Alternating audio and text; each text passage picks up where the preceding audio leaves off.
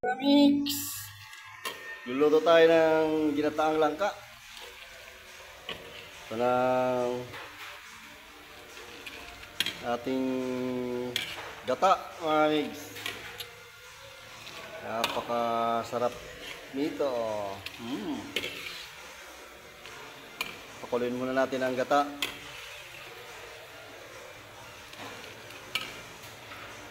Ayan o. Nandito na ang sahog natin na taba ng baboy. Merong siling green, sibuyas, bawang, paminta. Nandito na siya lahat, mga mix. So, inaantay lang natin kumulo, mga mix, at ilagyan na natin yung ating langka na pinalambot na natin kasi binili natin sa palengke yun na hiwa na, kaya kailangan natin siyang pakuluan para malinis. Okay.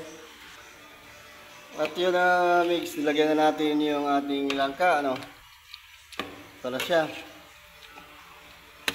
Malapot na, mga mix, ang gata. Ay, napakasarap nito. Kita nyo naman.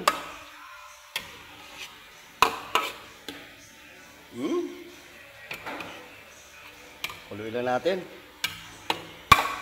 Kuluin lang natin, mga mix. Yan ay maluluto na siya. Timplado na yan, mga mix. Kuluin lang natin ng konti. At yan ang kapartner na ating ginataang langka, mga mix. Pritong isda. Wow! Ayos yan. At okay na, mga mix. Totoo na, mga mix. Okay na yan. Unin na natin ang ating ginataang langka sa umagang ito, mga mix. Okay, maraming salamat po sa inyong panonood.